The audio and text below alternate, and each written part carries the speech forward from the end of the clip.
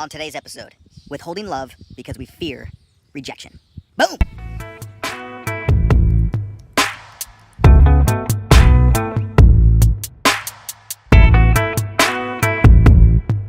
All right.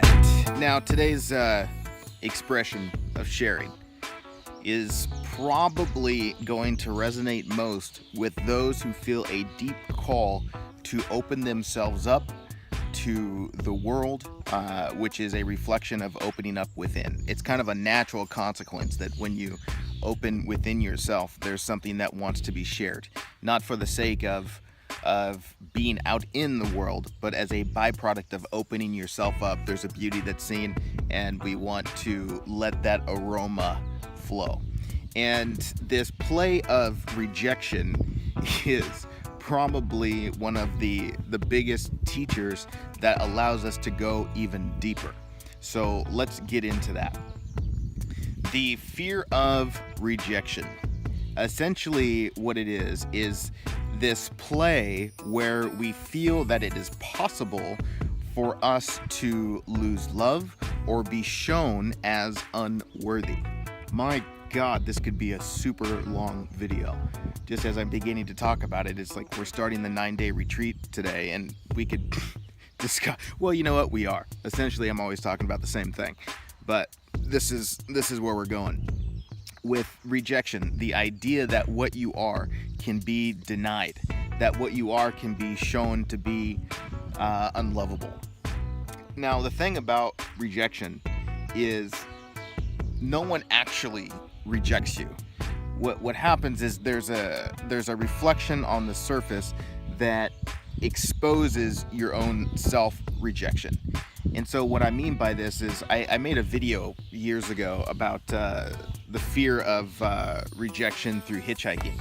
I was in Hawaii and hitchhiking with my thumb out there and playfully explaining how every time a car went past and didn't pick me up, I would project the experience of being rejected. Not really, but you could see the potential in that, where there's this expectation that somebody should pick me up, somebody should approve of me. And if they don't do that, then I feel less valid, or I feel less whole, unlovable. But the truth is that the experience of someone not picking me up was exposing an internal rejection, that I was putting my worth and value outside of myself, and consequently, it was always in jeopardy.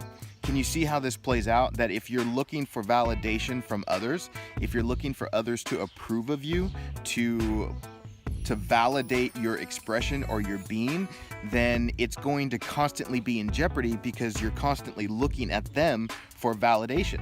You're like saying, please verify that I'm enough. Please validate that I'm okay. And the difficulty in that is it's an impossibility, that you can't really get that sort of validation from outside of yourself because there is no outside of yourself. When I'm hitchhiking and if there's a sense of rejection, I'm the one that's creating that. I'm the one that's telling a story that says because they didn't do this, it now means I'm unlovable. So we don't need anybody else's help to feel rejected. If you reject yourself, then by default, you will see expressions of it on the surface. And the more confused we are about this, then we will keep looking outside of ourselves to correct the issue. I'm having a playful experience, well, playful for me, probably not for the other, right now, where someone felt incredibly rejected by another, and they wanted to post a long message in a private group of just a few people, belittling and demeaning this other person. And I sat with it, and I just chose to delete it temporarily until we could have a real conversation about what was happening, and then maybe go about it a different way, maybe resolve it privately or whatever. And so this person felt rejected not only by this other person that he was making sexual relationship advances towards, and the other person wasn't having it. And so that brought up a deep wound in himself, a rejection. And then me not allowing him in a private group to belittle and bully another person brought up even more rejection. And so in that, he is retaliating by trying to diminish this other person and diminish myself by sending people messages, by posting all sorts of bullshit and making stuff up in an effort to regain his control. But you can see very clearly that when you do that, you're looking to manipulate the surface so that you can fix the internal. And it will never ever work, because as you are attempting to rectify a situation externally that is addressing an internal situation, you're only reaffirming the rejection. You're reaffirming that what you're feeling is caused by what's going on out here. And so the more you attempt to manipulate the surface and manipulate others, the more you are validating the sense of rejection. And this is the mind's confusion, where it's looking at things ass backwards. It's saying, okay, I feel this within, why am I feeling this? And then it looks outward. It looks at the circumstance as a way of blaming, which is totally giving your power away. It's saying that I'm feeling this way because of something beyond my control. I'm feeling this way because of what's happening on the surface. And so there's this effort to regain control by trying to control the surface, and which is only projecting that it's beyond your control. So there's never an opportunity to actually rectify the situation, because you're looking for it where it is not. That's only going to be found within when you start to see clearly that what is being created isn't out there. What's being created is how you are seeing what is out there. And so the only real solution is to stop and be with yourself and feel into that rejection, to feel that it's there, to feel that it's arising, and to see where it's actually coming from. Because if you're having this knee-jerk reaction that's trying to mess around on the surface, then there's no stillness within you to actually feel into it. And we actually deny that experience because it's so painful. It's like we distract ourselves with the surface movement as a way of avoiding what's happening within. And this happens every time we blame. When we blame someone else or we blame a circumstance for what we're feeling internally, it's a way of not taking responsibility for what we are doing to ourselves.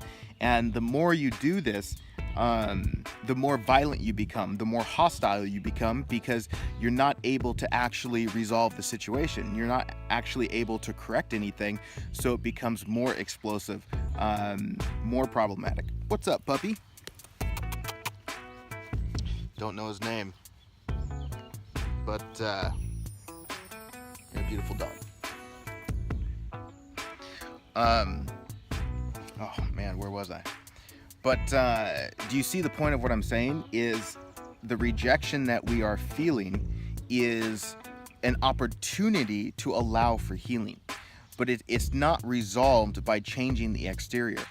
And this is so important to understand as an opportunity, because when you see that it's all within you, when you see that nobody actually rejects you, even though there can be a play of that, it's not the reality of the situation, then you're much more willing to be honest. And that's expressing your heart. That's sharing your love and joy with the world. It's a movement of honesty. And when you're much more willing to be honest, then you're not giving your power away. You're not blaming others, and you're not withholding your own love. And I had this experience when I wrote the book, An Explosion of Love, The Color of All Things Beautiful. I recognized that as I was writing that book, I didn't even know that I was writing a book. I was writing for the sake of my own sanity. I was exploring the depth of my own heart because it was a joyful opportunity for me. And so 80% of the way through, I realized, oh shit, this is a book. And then what I realized was the joy of that expression wasn't in what came afterwards. The joy was the ability to be sincere and to be honest. And then as people read the book and they told me that they loved it, and then the occasional person told me that they hated it, what I realized is their response to it had nothing to do with what I am. If they enjoyed it, then they're the one that created that experience. They're the one that interpreted the words. They're the one that decided what it meant. And same with the person that didn't like it. They're the ones that created a scenario or a world where it told them that it was this or that. And so in that, they weren't actually reading my words or my book. They were reading their own conditioning. They were reading their own perspective. And what they received from the book was whatever they were open and ready to receive. And one's not better than the other. If someone loved it, it's just as valid as someone hating it. So from my perspective, the sharing of what I am has nothing to do with people liking it or people not liking it. That's not the point. It's not up to me to try and make sure people like it. What's up to me is being sincere in my own being. What's up to me is being honest in my expression, and then letting that give itself to life, and then life does whatever it needs to do. And this is the big hang-up that I see for a lot of people when I communicate with them about what their heart wants to do, what they feel is sincere, is this concern about what other people are going to think. And let me just tell you right now, the more eyeballs that are perceivably looking at you or experiencing your perspective, you're going to get all sides of the spectrum. Meaning you'll have people that really like it a lot, and you'll have people that really hate it a lot, and everything in between. And so to move forward with this intent that says, I want everyone to like it, is to completely miss the point of the expression. That's actually going to diminish or cut off the flow, because now it's not moving from a place of sincerity. It's moving from an egoic space that's trying to get something out of it in the future. And so expressing yourself with the world with a hope that nobody disagrees with you or nobody rejects you is actually going to completely miss the point. And in that, there's an invitation to welcome all of it, because when people respond that way, you can see that they are responding to what they are seeing. They're not actually responding to you. They're responding to what their observation is, the story that they're telling. And so in that, you can give them back to themselves and trust that however they are seeing it is exactly what needs to be seen for the sake of their own discovery. And when you see that, you don't need anything from them. You don't need them to like it. You don't need them to agree with you, because that's just simply not the point. The point is not agreement or disagreement. The point is sincerity of expression. And I guess this also points to the opportunity to see that your perspective or your way of seeing something isn't the right way of seeing something. In the way, if we were to look at one of these clouds up here, and you have 15 people looking up from different areas, everyone sees something different. And if we said, well, does it look like a rabbit or does it look like a clown? There isn't a right answer. The truth of the matter is it's not that, and it's not this, and yet it is this and that for the one that's observing. If you see something scary in the sky, then you will respond as if that's what it is. But the sense of fear that arises isn't because the cloud is the cloud. The sense of fear arises because the way you are seeing it, and that's all created within yourself. And so when you're looking out at life, the particular perspective that you have is simply an indication of where you are standing. It doesn't mean that it's right. And another person, they're standing on the opposite end looking at it from a completely different perspective. And it doesn't mean that they're right or wrong. It just says they're free to see it from that perspective. There's no need for them to observe it any particular way. Now, we only feel like there's a sense of need for people to perceive like you do because we attach our identity to our frame of reference, which meaning that says, if I see a cloud that looks like a rabbit, if someone sees differently, then it means my perspective is wrong.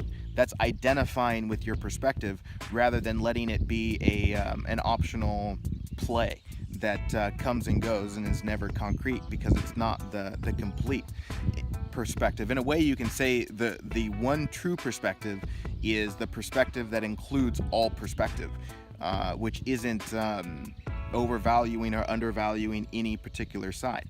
It's an inclusion of all. It's a freedom for all to see how they see. And I find from my own experience, when there isn't identification with perspective, there's a lightheartedness that doesn't really care so much how people are seen.